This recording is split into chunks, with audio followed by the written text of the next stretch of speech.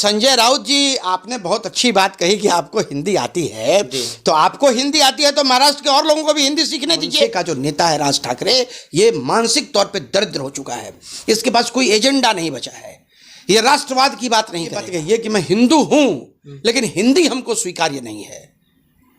भाई हम कहां कहते हैं कि हम हिंदू हैं तो हमको मराठा स्वीकार नहीं है। नमस्कार, फाइनल पोस्ट देख रहे हैं आप, मैं आपका आदर्श। महाराष्ट्र सरकार के एक फैसले से पूरे देश की सियासत गरमा गई है और पूरा विपक्ष इसके विरोध में कूद पड़ा है। राज ठाकरे की महाराष्ट्र नवनिर्माण सेना ने इसके विरोध में बैनर लगाते हुए यह लिख दिया है कि हम हिंदू हैं पर हिंदी नहीं। क्या है पूरा मामला, क्या है फैसला, जानेंगे। हमारे साथ मौजूद है हमारे editor in chief Dnyaneshwar Gautam sir. स्वागत है सर आपका। धन्यवाद आदर्श। सर, जो फैसले की बात हो रही है, उस फैसले के विरोध में पूरा विपक्ष कूद गया है, क्या है वो फैसला सर? देखिए, एक चीज मैं आपको बताऊं कि महाराष्ट्र सरकार का कोई फैसला नहीं है, फैसला केंद्र सरकार का है जी। और केंद्र सरकार ने जो फैसला दिया है वो फैसला ये दिया है कि नई शिक्षा नीति के तहत 3 भाषाएं जी, 3 भाषाओं की पढ़ाई को अनिवार्य किया गया है। एक भाषा जो हमारी हिंदी राजभाषा है, दूसरी एक जो विदेशी भाषा है अंग्रेजी, क्योंकि उसकी स्वीकार्यता है, ऑफिशियल लैंग्वेज है, ऑफिशियल लैंग्वेज है। और आप देखते होइएगा कि हमारा परिवार हो, आपका परिवार हो या महाराष्ट्र में भी किसी का परिवार हो, सारे लोगों की इच्छा होती है कि बच्चे को हम इंग्लिश मीडियम में पढ़ाएं। और तीसरी भाषा है क्षेत्रीय भाषा, जो भी क्षेत्रीय भाषा हो। अब जैसे महाराष्ट्र है तो महाराष्ट्र में क्षेत्रीय भाषा है मराठी, तो वहाँ मराठी की अनिवार्यता है। लेकिन अभी जो देवेंद्र फडणवीस की सरकार ने ये घोषणा की कि भाई 1 से लेके 5वीं तक, पहली से लेके 5वीं तक बच्चों को हिंदी भी अनिवार्य रूप से पढ़ाई जाए तीसरी भाषा के तौर पे। मतलब मराठी अंग्रेजी के बाद जो तीसरी भाषा है उसको हिंदी के तौर पे भी उसको पढ़ाई जाए। देखिए, भाषाओं में समृद्ध होना बहुत आवश्यक है। आप ऐसे भी देखते होंगे कि कोई व्यक्ति अगर आपसे मिलता है और आप जब उसके बारे में जानते हैं कि साहब ये फलां व्यक्ति 5 भाषाओं का ज्ञाता है, तो उसके प्रति आपके मन में सम्मान बढ़ जाता है कि साहब विद्वान आदमी है। कोई 10 भाषा का जन है, कोई फ्रेंच जानता है, कोई स्विस जानता है, ठीक है, अपने कोई कन्नड़ जानता है, कोई तमिल जानता है, कोई तेलुगु जानता है ना। और हमारे हिंदुस्तान की तो यही खूबसूरती है कि हम सभी 20 किलो, माने आप ये मान लीजिए कि 20 से 25 किलोमीटर जब हम जाते हैं तो भाषा में थोड़ा फर्क हो जाता है, बोली में फर्क पड़ जाता है ना जी। जब हम एक राज्य से दूसरे राज्य में जाते हैं तो वहाँ भाषा में फ़र्क पड़ जाता है। इसलिए क्षेत्रीय भाषा भी भाषाओं को भी समृद्ध तौर पे बना के रखा जाए, इसके लिए केंद्र सरकार ने ये त्रिभाषा का जो सिस्टम था वो सिस्टम रखा। अब रही बात महाराष्ट्र के मन से राज ठाकरे की, क्योंकि क्या है कि इनके पास कोई मुद्दा है नहीं, मुद्दा विहीन नेता हैं जी। इनकी जो राजनीति है वो क्षुद्र राजनीति, क्षुद्र पॉलिटिक्स पे ही चलती है और पार्टी भी जो इनकी है वो गुंडों की पार्टी है। अब आप ये बात कहिए कि मैं हिंदू हूं लेकिन हिंदी हमको स्वीकार्य नहीं है। भाई हम कहां कहते हैं कि हम हिंदू हैं तो हमको मराठा स्वीकार नहीं है। हम तो शिवाजी महाराज की भी मूर्ति हमारे शहरों में लगी हुई है, हम उनका भी सम्मान करते हैं जी।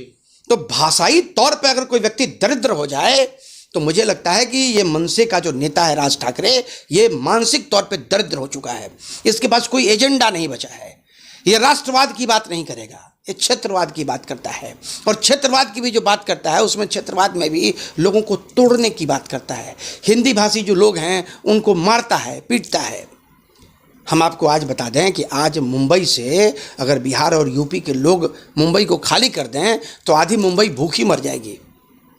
जो स्थिति है मुंबई की, आधी मुंबई भूखी मर जाएगी अगर बिहार और यूपी के लोग वहाँ से चले आवें तो। भाषाओं के तौर पे समृद्ध होना ये राष्ट्र के लिए भी बहुत अच्छा है और भाषाओं के तौर पे समृद्ध होना भी चाहिए। आप देखिए, अभी मेरी बात हुई बृजमोहन श्रीवास्तव जी से। बृजमोहन श्रीवास्तव जी, चूँकि वहाँ जो महाराष्ट्र में जो सरकार है देवेंद्र फडणवीस की, बीजेपी की सरकार, उसमें 2 उनके सहयोगी हैं। सुनिए, देखिए क्या कहते हैं शिंदे गुट जो हैं, श्रीकांत शिंदे जी की गुट के जो बिहार के अध्यक्ष हैं आशुतोष झा जी, वो क्या कहते हैं सुनिए।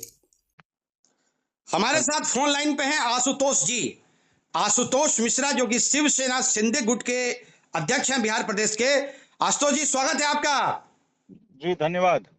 आशुतोष जी, अभी जो मनसे के प्रमुख राज ठाकरे ने हिंदी भाषा को लेके जो जंग छेड़ी है, क्या शिवसेना का स्टैंड होगा उसके ऊपर?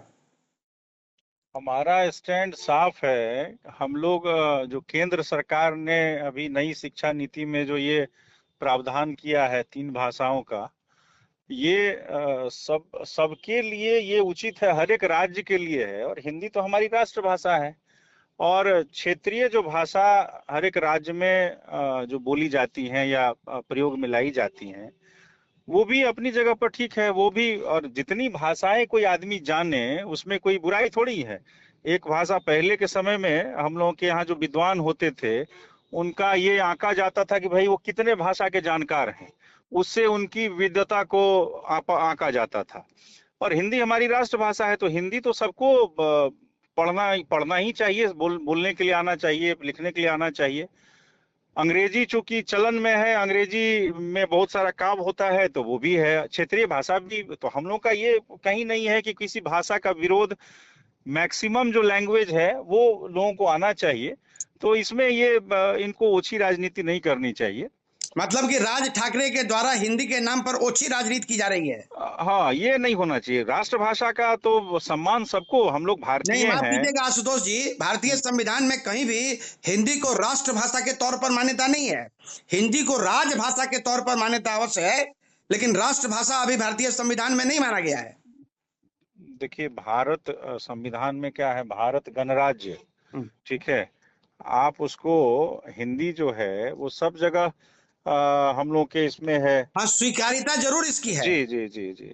तो इसलिए इस पर राजनीति, भाषा के नाम पे राजनीति नहीं होनी चाहिए, और किसी को बाध्य आप नहीं करना चाहिए कि आपको ये भाषा सीखने में कोई बुराई नहीं है। हमको भी बहुत, हमको ये लगता है कि हम जिस पार्टी की राजनीति करते हैं और जहां से उनका मूल ये है, तो हर एक भाषा लोगों को जानना चाहिए। हमारी भी इच्छा होती है कि हम मराठी अच्छा बोलें। मराठी में चूंकि देवनागरी लिपि है, हिंदी की भी और मराठी की भी, तो पढ़ तो लेते हैं, समझ भी जाते हैं, बोल भी कुछ हद तक लेते हैं। तो सबकी इच्छा होती है, ये तो अच्छी चीज है कि मैक्सिमम भाषा, हमको तो इच्छा होती है कि हम तमिल और तेलुगु भी सीखें।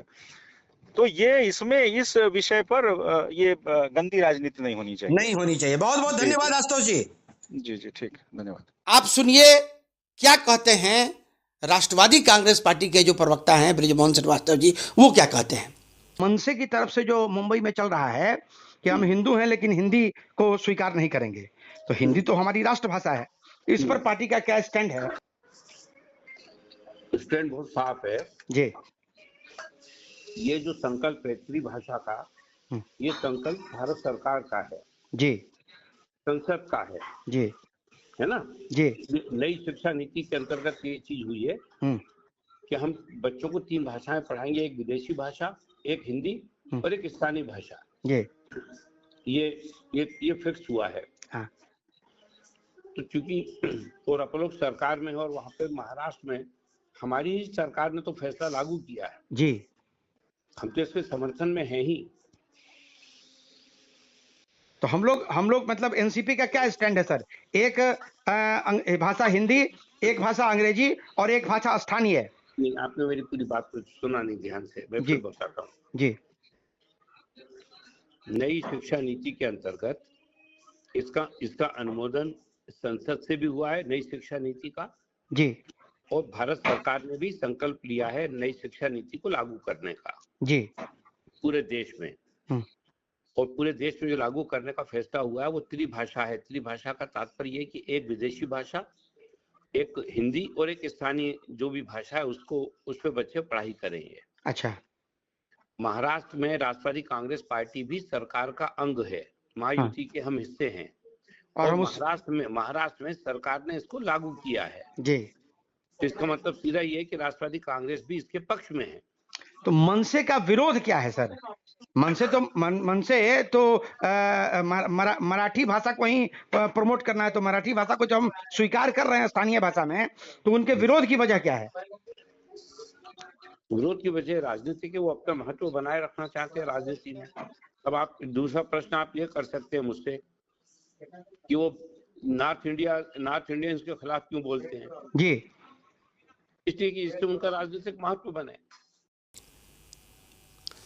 आपने दोनों लोगों की बातें सुनी जी। दोनों लोगों की बात सुनने के बाद आपको ये महसूस हुआ होगा कि क्षेत्रवाद में बांट के राष्ट्र का नुकसान करने का काम मन से कर रहा है, और इसको आप क्षुद्र और ओछी राजनीति कह सकते हैं।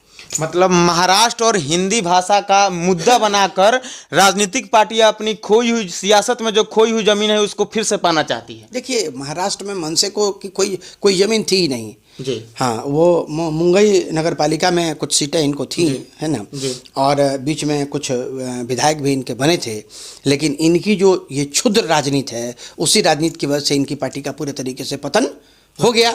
और अब तो चूंकि ठाकरे परिवार भी अलग हो चुका है, ठाकरे माने शिवसेना जो है दो खेमे में तब्दील हो चुका है, तो इनकी दाल रोटी कहीं चल नहीं रही है।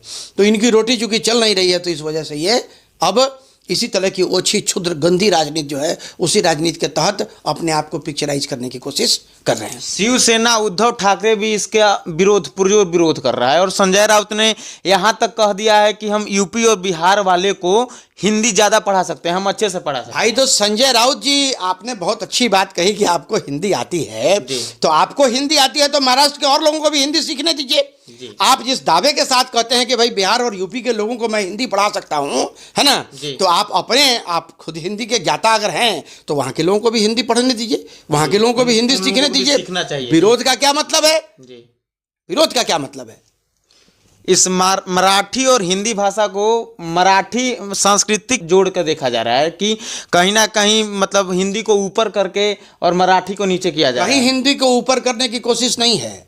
मराठी और अंग्रेजी दोनों अनिवार्य तौर पे पढ़ाई जाती है महाराष्ट्र में। देवेंद्र फडणवीस ने कहा कि तुम मराठी और अंग्रेजी पढ़ते हो भाई, थोड़ा हिंदी भी पढ़ लो। तीसरी भाषा और 1 से 5वीं कक्षा के बच्चों के बीच में उसको अनिवार्य किया गया। अब आप ये बताइए कि मराठी अंग्रेजी तो आपको आती है, आपको हिंदी नहीं आती है, और आप वहाँ से नौकरी करते हैं केंद्र सरकार की, और आपकी पोस्टिंग दिल्ली में हो जाए, मध्य प्रदेश में हो जाए, बिहार में हो जाए, यूपी में हो जाए, तो क्या मराठी भाषा में बोल के अपना काम बहुत करोगे? ज़्यादा दिक्कत होगी। हैं? भाषाओं के तौर पे हर आदमी को, हर इंडियन सिटीजन को समृद्ध होना चाहिए, और सरकार की जो नीति है वो नीति बिल्कुल सही है। हर आदमी को हिंदी, अंग्रेजी और एक स्थानीय भाषा अनिवार्य रूप से आनी चाहिए। धन्यवाद सर। आपको क्या लगता है, हिंदी भाषा महाराष्ट्र में पढ़ाई जानी चाहिए या नहीं जानी चाहिए? अपनी राय कमेंट बॉक्स में जरूर बताइए। देखते रहिए फाइनल पोस्ट। बहुत बहुत धन्यवाद।